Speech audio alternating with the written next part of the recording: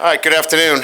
We'll do a bit of a recap on this past weekend's game. It was a great atmosphere here in Tiger Stadium, so I'd like to take a moment just to look back on the performance. I thought it was a complete game for our football team. Certainly, there are things that you can do better. We want to communicate a little bit better. We had some false start penalties and some communication errors, but by and large, looking at the positives, got off to a great start. A couple of 3-and-outs, I think, set the momentum for the game offensively. You want to turn every possession into a touchdown, but getting up 17-0, and then playing consistently on both sides of the ball. I thought we were physical. I thought our presence in terms of just the overall perimeter play, tackling on the perimeter was much better, and playing the ball in the air. So the little things that we're looking for progress, we're starting to see that. And then, the quarterback is playing at such an elite level. He threw an interception, so he is human. He was expecting another route to be run in that situation, and it didn't happen. They were actually, we had somebody walking on the play. So, again, Jaden Daniels has been amazing in terms of what he's doing. I think everybody knows that, leads the nation in total offense, passing efficiency. I think the offense in itself and what they're doing, 6 consecutive games of over 500 yards. So, it's fun to watch an offense like that. I hope for our fans, they're taking it in. I know 2019 is still, a trendsetter because it led to a national championship, and rightfully so. I mean, those were great players, but you should not take this for granted. This is pretty remarkable stuff. So really fun to see this offense play and the efficiency in terms of what it's doing, in terms of running the football, throwing the football, effectiveness, and then, getting better certainly defensively. As we turn the page, we're excited about hosting Army. Certainly, anytime you play at a service academy, the respect that we have for the academies, and certainly the great leaders that are playing collegiate football, to have them and host them here at Tiger Stadium is a thrill, and we want to be able to honor that, but we also want to beat them. They're a good football team. They're well coached. Jeff Monken is a heck of a football coach. Comes from a great family of coaches. I know him well. I respect him as a football coach. His team will be well prepared. And much like how they represent the service academy, they represent that as a football team. They keep coming at you. 4 quarters of football. They're going to play physical. They're rough. They're physical. The ruggedness shows out in the way they play. Look, I got to tell our football team, they had 2 games where they're right in it at the end. Against BC, they score a touchdown to go up 27-24, get a call back with about 6 minutes to go in the game. And then the BC game, obviously, as everyone knows, Florida State, BC's got a chance to win that game with the ball. And we know what Florida State did against us. So it's a good, tough football team, plays hard. Bryson Daly, their quarterback, everything runs through him.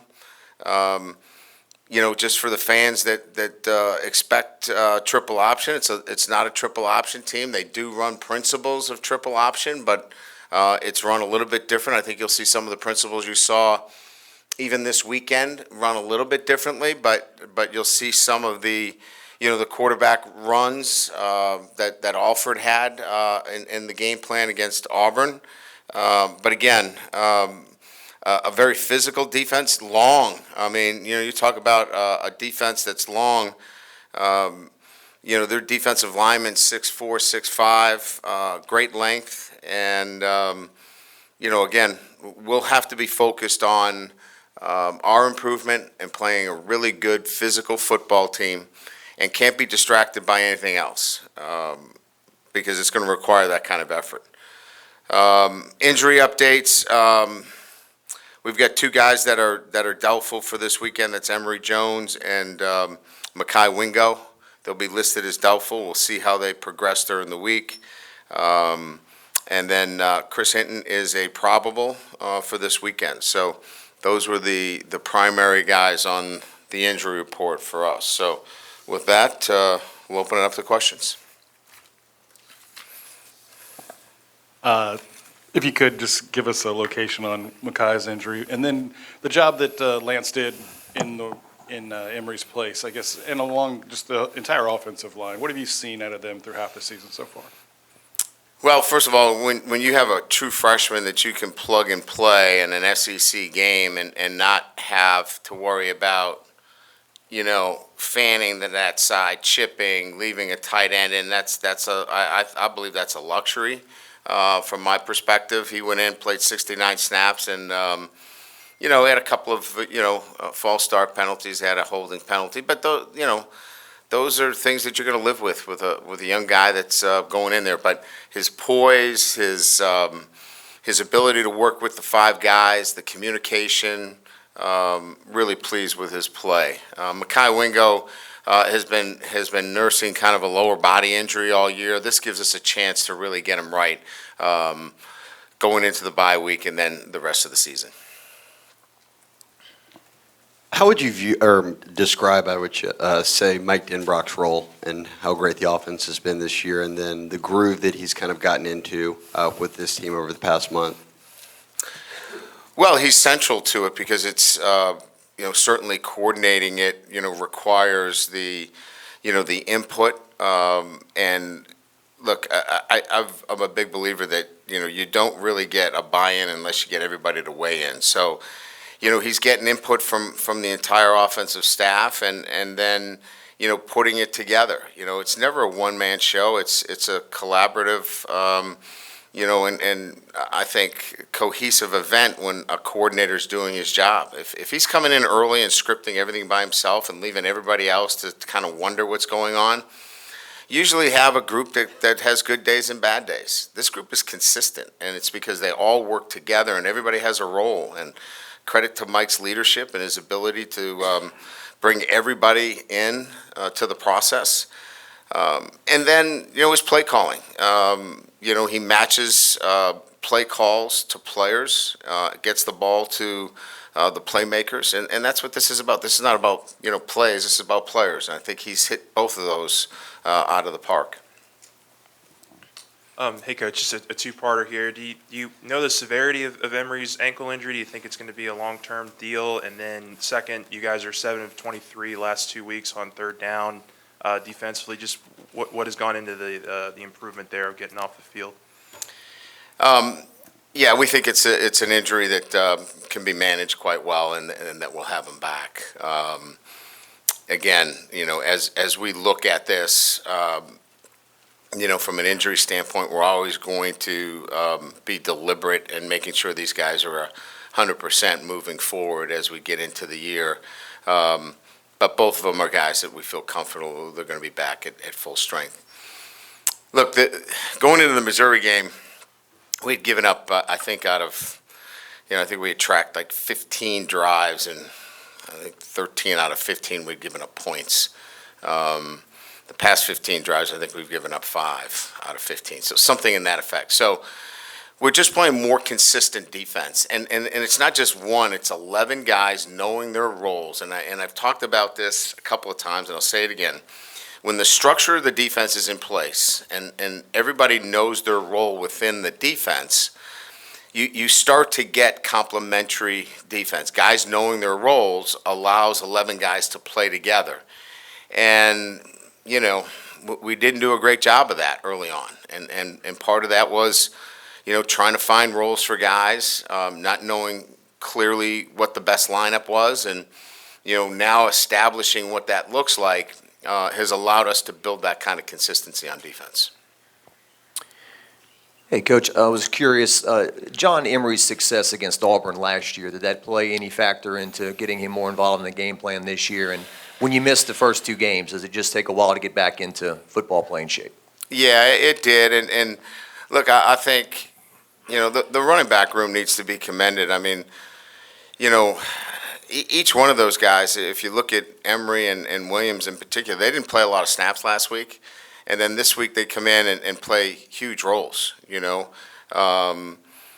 Williams gets a couple of touchdowns. Emery gets a couple of big plays in the game. Kane goes in and gets a big first down for us. That's selflessness. I mean, and there's a lot of guys looking to play, and they're all sitting together on the bench asking each other, what did you see out there? They're totally engaged, totally locked in. That's a pretty good situation. And so, Coach Wilson's got his hands full there, right? I mean, he's got a lot of guys that can play and play at a high level, and he's got to find roles for them, and they've accepted those roles. And each one of them has when we've asked them to step up, they've stepped up big for us. Coach, people around here tend to fixate on certain opponents. Does that concern you this week as to where this game falls on the schedule, and do you have to coach against that? Yeah, I mean, look, it'll be important for our guys to think about what's important right now. And the bye week's not important right now. We don't go to the bye week this week. This week we need to focus on our development, and we need to focus on our process, and we need to focus on Army. If we focus on anything else, we'll get beat. This football team is not a team that can play with the dimmer.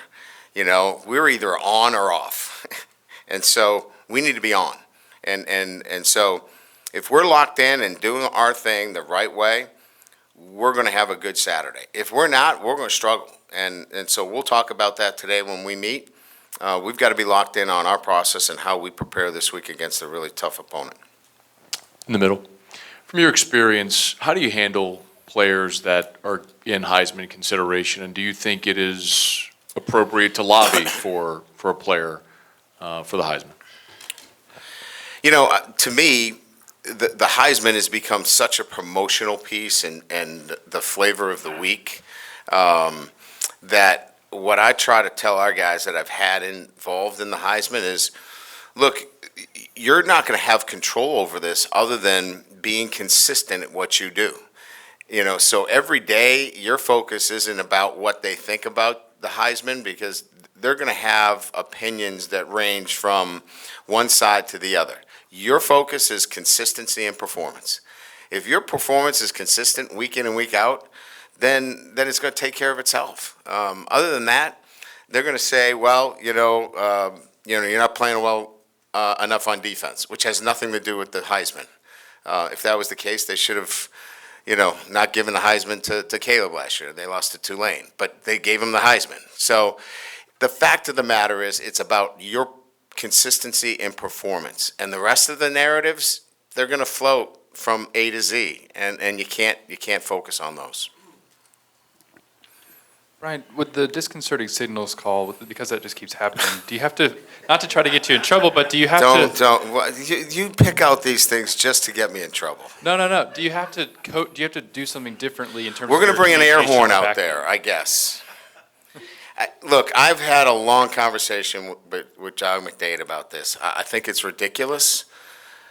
We had a safety that was clapping to our corner to get his attention, and we got it called. I said, look, we'll come up with another way of trying to communicate. If you're in the front seven, my opinion is if you're in the front seven and you're clapping, that's disconcerting. You're in the core of the defense, you're in the front. To me, you're trying to simulate a snap. But if you're 12 yards deep trying to communicate with a corner, I just don't get it. But we're going to have to come up with another way of communicating. We actually had a meeting on it today. It's loud even at home. I mean, it's just generally loud at home.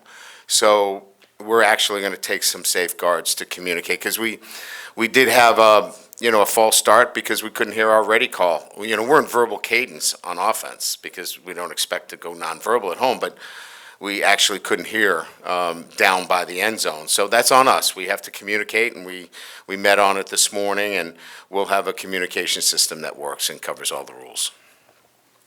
When you spoke Saturday and even today, you said something to the idea of not taking this offense for granted. Do you ever have to guard or edit yourself for maybe trying to do too much when you get an offense like this? No, I think Mike does a really good job of staying within,